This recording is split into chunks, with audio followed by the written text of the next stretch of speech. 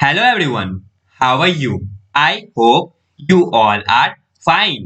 आज हम लोग national institute of open schooling का secondary course social science book 2 का module 3 democracy at work lesson 15 constitutional values and political system in India जो कि civics का चैप्टर है। आज हम लोग इसका बचा हुआ पार्ट कवर अप करने वाले हैं, तो चलिए शुरू करते हैं। Hello dear students. Now we are going to cover up next topic which is demand for greater autonomy to states. So let's start. The working of the Indian Federation over the last 6 decades clearly shows that primarily because of the centralized federal system, the relations between the central and the states have not always been cordial. It is quite natural that the states would expect a greater role and powers in the governance of the state and the country as a whole, which is why from time to time states have demanded that they should be given more powers and more autonomy. With the view to seek solution, the Administrative Reforms Commission, Sarkaria Commission and several other commissions were appointed by the Government of India, the latest being the Commission on Center-State Relations in March 2010. तो हम लोग का जो Indian federation का जो working system है ये पिछले 6 डिकेड से हम लोग को यही दिखला रहा है कि हम लोग का जो सेंट्रलाइज्ड फेडरल सिस्टम है उनका जो रिलेशन है हमारे सेंटर और स्टेट्स के बीच में हमेशा एक जैसा नहीं रहा है। ये नेचुरल है कि जो हमारा स्टेट है हमारे कंट्री का वो ग्रेटर रोल चाहते हैं, पावर चाहते हैं कि वो अच्छे से स्टेट और एज अ होल कंट्री वो अच्छे से गवर्न कर सके। इसलिए समय समय पे जो हमारा स्टेट है वो ज़्यादा पावर की मांग करते हैं और ज़्यादा ऑटोनॉमी की मांग करते हैं और इसके सॉल्यूशन के लिए जो हमारे एडमिनिस्ट्रेटिव रिफॉर्म्स कमीशन है, सरकारिया कमीशन और भी ऐसे कई सारे कमीशन है जिसे इंडिया के गवर्नमेंट अपॉइंट करते हैं और ये अभी फिलहाल में मार्च 2010 में एक हमारा कमीशन बैठा था सेंटर स्टेट रिलेशंस का। The core of important recommendations of various commissions has accepted that there is no need to bring about changes in the fundamental fabric of the Constitution. However, the need to bring about changes in the fundamental fabric of the Constitution. However, the need to have a permanent interstate council has been felt. In addition, it is desired that both the center and the states should have the concern for the development of backward territories or areas. If economic development of these backward regions is undertaken in a planned manner, the separatist tendencies will be automatically controlled. Differences between the union and the state should be resolved by mutual consultation. The view on the demand of the states to provide more financial resources at their disposal has found favor. In order to improve center-state relations in the country, recommendations have been made for economic liberalization and suitable amendments to the constitution. तो जो भी important recommendations हुए अलग अलग commissions ने इसे accept किया है और हमारे जो भी कॉन्स्टिट्यूशन में फंडामेंटल फैब्रिक है उसमें चेंजेस नहीं लाया गया है। हाउएवर जो नीड है हमारे परमानेंट इंटरस्टेट काउंसिल के उसे महसूस किया गया है और इसके साथ साथ इसमें ये भी दिखाया गया है कि जो हमारे सेंटर और जो स्टेट्स है वो जो भी हमारे बैकवर्ड टेरिटरीज या एरियाज है हमारी कंट्री में उसे किस प्रकार से डेवलपमेंट करना है उसके प्रति ये लोग थोड़ा कंसर्न हुए हैं। अगर हमारा इकोनॉमिक डेवलपमेंट बैकवर्ड रीजन्स में होता है पूरे अच्छे से प्लान मैनर से होता है तो जो भी सेपरेटिस्ट टेंडेंसीज है वो ऑटोमेटिकली कंट्रोल किए जा सकते हैं और हमारे जो यूनियन और स्टेट्स है इसमें अगर वो लोग म्यूचुअल कंसल्टेशन करते हैं तो हम लोग का जो कंट्री है बहुत ही ज़्यादा आगे की ओर जाएगा। ये जो व्यू है डिमांड है स्टेट्स का जिसने बहुत सारे फाइनेंशियल रिसोर्सेज मांगे फेवर करने के लिए और अपने सेंटर स्टेट रिलेशंस को सुधारने के लिए, तो हमारे जो भी कॉन्स्टिट्यूशन में अमेंडमेंट्स हुए हैं वो इकोनॉमिक लिबरलाइजेशन को देखते हुए बनाया गया है। Now, based on your understanding, try to solve in-text questions 15.4.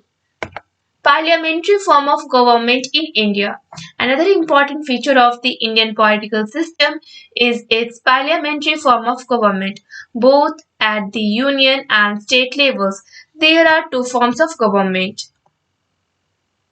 presidential and parliamentary. In presidential system, the three organs of government are independent of one another. There is an absence of close relationship between the executive and the legislature.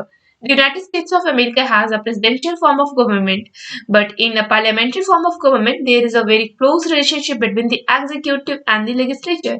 United Kingdom has a parliamentary form of government. In fact, the constitution makers of India adopted the British model as the system of government that operated in India before 1947 was to a great extent quite similar to the British parliamentary government in India. We have parliamentary form of government both at the central and state level. The Indian system reflects all the main features of a parliamentary government: close relationship between the legislature and the executive, responsibility of the executive to the legislature, the executive having a head of the state as the nominal executive, and a council of ministers headed by the prime minister as the real executive. तो हमारे Indian political system का एक और another important feature है, that is parliamentary form of government, जो कि union और state levels की पे है। और यहाँ पे जो दो फॉर्म्स ऑफ गवर्नमेंट है वो कौन कौन से है, presidential and parliamentary. Presidential system में क्या होता है कि इसमें थ्री ऑर्गन्स होते हैं गवर्नमेंट के और तीनों इंडिपेंडेंट होते हैं और वहां पे कोई भी क्लोज रिलेशनशिप नहीं होता है एग्जीक्यूटिव और लेजिस्लेचर के बीच में। यूनाइटेड स्टेट्स ऑफ अमेरिका में प्रेसिडेंशियल फॉर्म ऑफ गवर्नमेंट है, लेकिन जो पार्लियामेंट्री फॉर्म ऑफ गवर्नमेंट है यहाँ पे क्लोज रिलेशन होता है एग्जीक्यूटिव एंड लेजिस्लेचर के बीच में। यूनाइटेड किंगडम जो है वहाँ पे पार्लियामेंट्री फॉर्म ऑफ गवर्नमेंट है। इनफैक्ट जो कॉन्स्टिट्यूशन मेकर है इंडिया के, उन्होंने ब्रिटिश मॉडल को अपनाया है, अडॉप्ट किया है और इस सिस्टम में उन्होंने जो भी गवर्नमेंट है इंडिया में 1947 से पहले जो गवर्नमेंट जिस तरह से गवर्न कर रही थी उसका कुछ सिमिलैरिटी हमारे इंडिया में उस चीज को कॉन्स्टिट्यूशन मेकर ने अडॉप्ट किया है। इंडिया में हम लोग के पास पार्लियामेंट्री फॉर्म ऑफ गवर्नमेंट है central as well as state level पे, और ये जो इंडियन सिस्टम है वो मेन फीचर्स पार्लियामेंट्री गवर्नमेंट के रिफ्लेक्ट करता है। फर्स्ट क्या है कि हमारा जो लेजिस्लेचर और एग्जीक्यूटिव है इनके बीच का क्लोज रिलेशनशिप है। उसके बाद इनका एक रिस्पॉन्सिबिलिटी है एग्जीक्यूटिव का लेजिस्लेचर के प्रति। फिर तीसरा कि एग्जीक्यूटिव के पास एक हेड ऑफ स्टेट है जो कि नॉमिनल एग्जीक्यूटिव है एंड काउंसिल ऑफ मिनिस्टर्स है जो कि प्राइम मिनिस्टर के साथ हेड किए जाते हैं और ये एक रियल एग्जीक्यूटिव है। And here is a figure 15.2 which shows Parliament of India. Now close relationship between the legislature and the executive. In India, there is a close relationship between the executive, that is the council of ministers, with the prime minister at the head, and the legislature, that is the parliament. Only the leader of the majority party or coalition of parties can be appointed as the prime minister. All the members of the Council of Ministers must be the members of Parliament. It is only on the advice of the Council of Ministers that the President can summon and prorogue the sessions of both houses of Parliament and even dissolve the Lok Sabha. All the elected members of the Parliament participate in the election of the President, and he or she can be removed from office only when an impeachment motion against him or her is passed by both the houses of Parliament. तो यहाँ पे हम लोग देखेंगे कि जो legislature और executive का किस तरह से हमारा क्लोज रिलेशनशिप बनता है। इंडिया में जो एग्जीक्यूटिव है जो कि काउंसिल ऑफ मिनिस्टर्स है और जिनको हेड करते हैं प्राइम मिनिस्टर, उनका किस तरह का क्लोज रिलेशनशिप बनता है लेजिस्लेचर के साथ। लेजिस्लेचर है पार्लियामेंट, यहाँ पे जो लीडर है जिनका मेजोरिटी पार्टी है और या फिर कोलिशन पार्टीज वाले, वो प्राइम मिनिस्टर को अपॉइंट करते हैं। ठीक है, जितने भी काउंसिल ऑफ मिनिस्टर्स के मेंबर्स हैं वो पार्लियामेंट के मेंबर्स होने चाहिए और सिर्फ काउंसिल ऑफ मिनिस्टर्स के एडवाइस पे ही जो प्रेसिडेंट है वो जो भी हमारे हाउसेज है पार्लियामेंट के या फिर लोकसभा के, उन्हें वो समॉन कर सकते हैं या प्रोक कर सकते हैं उनके सेशंस को। और जितने भी इलेक्टेड मेंबर्स हैं हमारे पार्लियामेंट के, वो पार्टिसिपेट कर सकते हैं इलेक्शन में प्रेसिडेंट के, और वो उन्हें रिमूव किया जा सकता है ऑफिस से जब इम्पीचमेंट मोशन हो उनके अगेंस्ट में। हाउसेस ऑफ जो पार्लियामेंट है वो इम्पीचमेंट मोशन उनके अगेंस्ट में जब पास करते हैं तो प्रेसिडेंट को रिमूव किया जा सकता है। Responsibility of the executive to the legislature. The Council of Ministers is collectively responsible to Lok Sabha. It means that the responsibility of every minister is the responsibility of the entire Council of Ministers. It is responsible to Rajya Sabha also. In fact, both the houses have powers to control the Council of Ministers. They do it by asking questions and supplementary questions on the policies, programs, and functioning of the government. They debate on the proposals of the government and also subject its functioning to intensive criticism.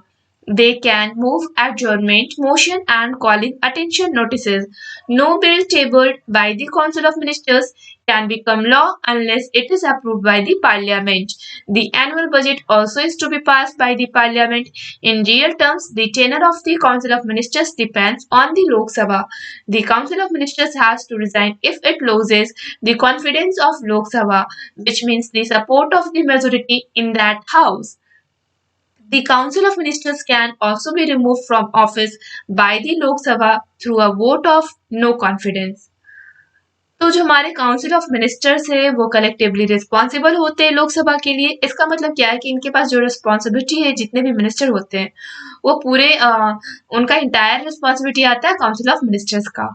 ठीक है, ये responsible होते हैं राज्यसभा के लिए भी। In fact जो दोनों हाउसेज हैं हमारे, जिनके पास पावर्स होता है एंड कंट्रोल्स होते हैं कि वो काउंसिल ऑफ मिनिस्टर को वो कंट्रोल कर सके, इनके पास पावर्स होते हैं। ठीक है, और ये क्वेश्चन को आस्क करते हैं, साथ में जितने भी सप्लीमेंट्री क्वेश्चन बनाते हैं, कोई भी पॉलिसीज जब बनता है हमारे यहाँ, प्रोग्राम्स बनते हैं एंड गवर्नमेंट किस तरह से फंक्शन कर रहे थे उसके ऊपर क्वेश्चन पूछा जाता है और साथ में सप्लीमेंट्री क्वेश्चन भी किए जाते हैं।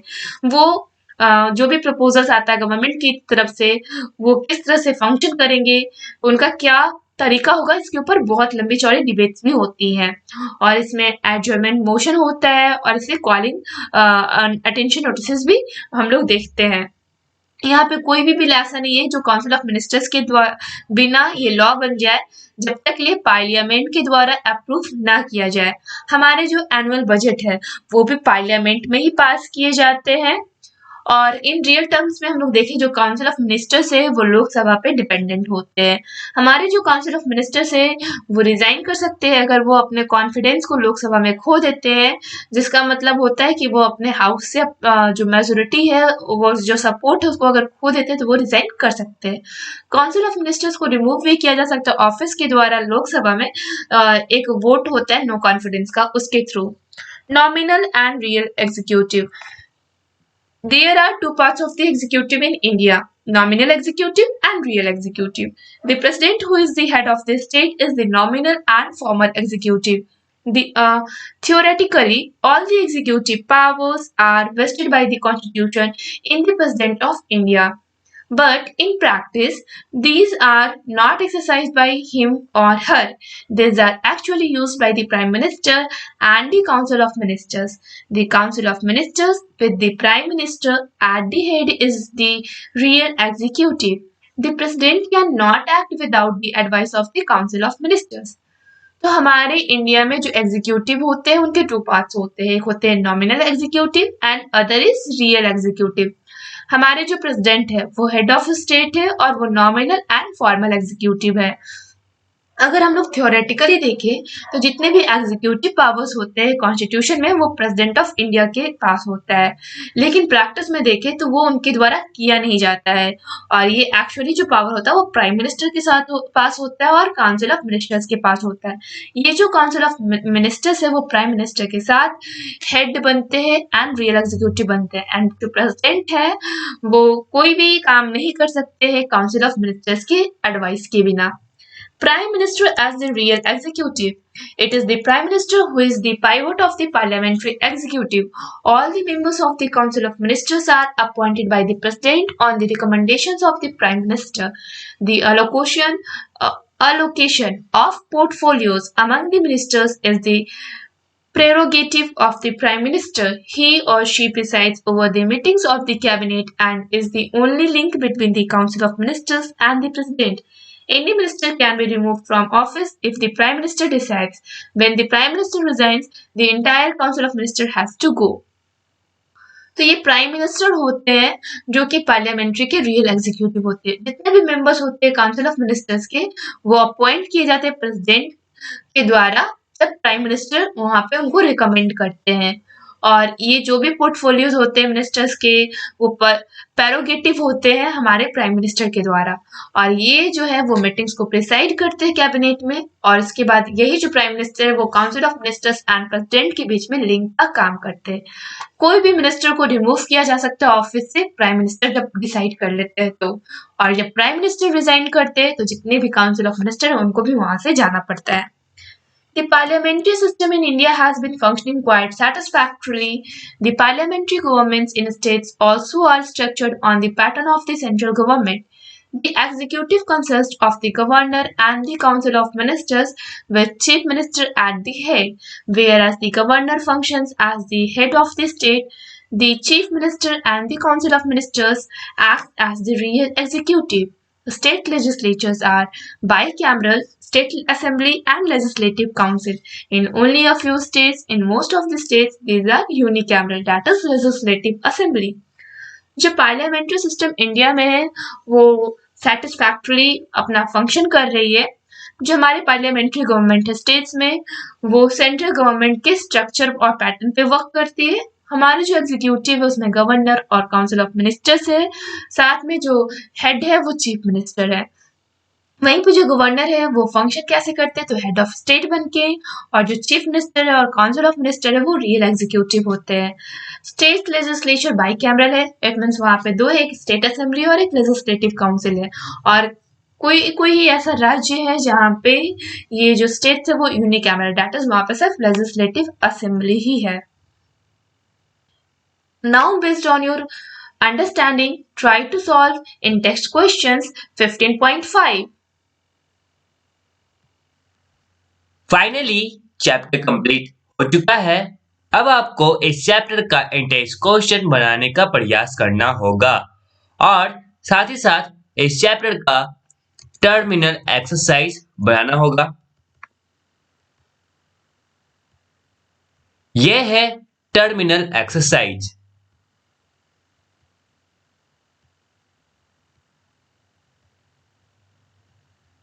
सारे इंटेक्स का आंसर यहाँ नीचे दिया गया है। पहले खुद से बनाने का प्रयास करें, फिर आंसर की हेल्प लें।